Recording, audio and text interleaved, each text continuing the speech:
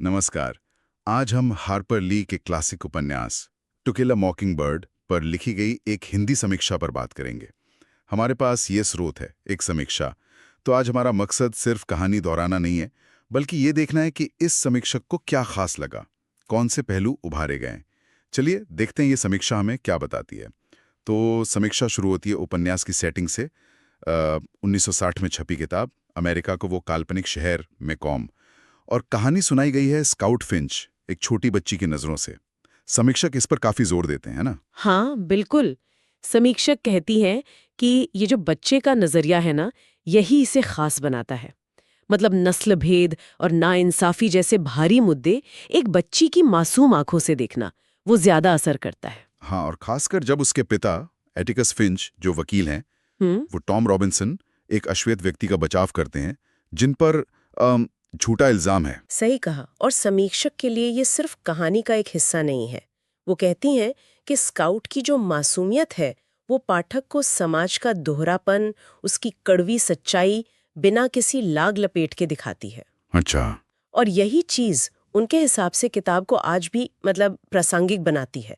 मुद्दे शायद बदले हों, तरीके बदले हों, पर अन्याय तो है ही। तो ये सिर्फ अतीत की कहानी नहीं, आज का आईना भी है। ये बात तो है। अच्छा, तो फिर किरदारों पर समीक्षक ने क्या कहा? एटिकस फिंच का जिक्र तो जरूर होगा। हाँ, बिल्कुल। Atticus Finch.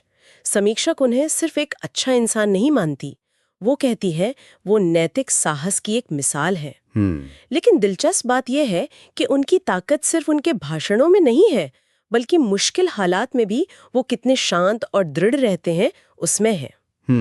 और हाँ, टॉम रॉबिन्सन के किरदार को उन्होंने समाज की नाइंसाफी का सबसे, कह सकते हैं, दर्दनाक चेहरा बताया है। और स्काउट तो कहानी का दिल है ही, जो धीरे धीरे दुनियादारी सीख रही है। और लिखने का तरीका, मतलब हार्पर ली की शैली, उस पर कुछ कहा समीक्षा में? हाँ, उस पर भी बात की है। समीक्षक हार्पर ली की भाषा की बहुत तारीफ करती हैं। कहती हैं कि भाषा ऊपर से देखने में बहुत सरल, बहुत सीधी लगती है। अच्छा। पर उसी सादगी में गहरे सवाल छुपे हैं, इमोशनल भी, नैतिक भी। समीक्षा के रेखांकित करती हैं कि कैसे ली बिना कोई लेक्चर दिए छोटी छोटी बातों से, डायलॉग से ही बड़ी बात कह जाती हैं। ये जो कम में ज्यादा वाली कला है ना, वही किताब को इतना पावरफुल बनाती है उनके हिसाब से। दिलचस्प है ये सादगी में गहराई वाली बात। अब आते हैं टाइटल पर, टू किल अ मॉकिंगबर्ड। इसके सिंबॉलिज्म, मतलब प्रतीकवाद, पर समीक्षक का क्या कहना है? ये बहुत जरूरी पॉइंट है समीक्षा का। समीक्षक के मुताबिक मॉकबर्ड सिर्फ निर्दोष होने का प्रतीक नहीं है, वो इसे उन लोगों का प्रतीक मानती हैं जो समाज को कुछ अच्छा देते हैं, जैसे टॉम का सच या बू रैडली की वो छुपी हुई दया। ओके। लेकिन समाज उन्हें समझ नहीं पाता या उन्हें नुकसान पहुंचाता है, तो मॉकिंगबर्ड को मारना सिर्फ किसी बेगुनाह को मारना नहीं है, ये अच्छाई पर, इंसानियत पर हमला है।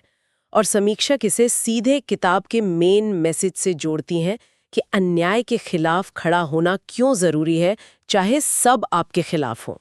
तो फिर कुल मिलाकर निचोड़ क्या है समीक्षा का? किताब इतनी महत्वपूर्ण क्यों लगी उन्हें?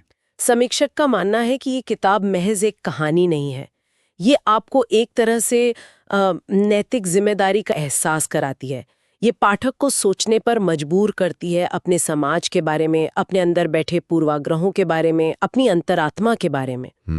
वो एक तरह से पूछती हैं कि जब मुश्किल वक्त आएगा तो आप किसके साथ खड़े होंगे। इसीलिए उन्होंने इसे पूरे 5 स्टार दिए हैं।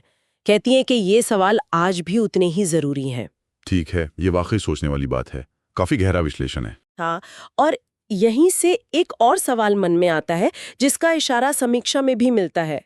किताब कहती है अन्याय के खिलाफ खड़े हो, जैसे एटिकस खड़े हुए। लेकिन असल जिंदगी में सोचिए, जब आपकी अपनी नैतिकता, आपके अपने उसूल, आपके समाज या समुदाय की सोच से सीधे टकराते हैं, तब उन उसूलों पर टिके रहने का असल मतलब क्या होता है? क्या कीमत देनी पड़ती है उसकी? शायद ये एक सवाल है जिस पर किताब पढ़ने के बाद पाठक और सोचना चाहें।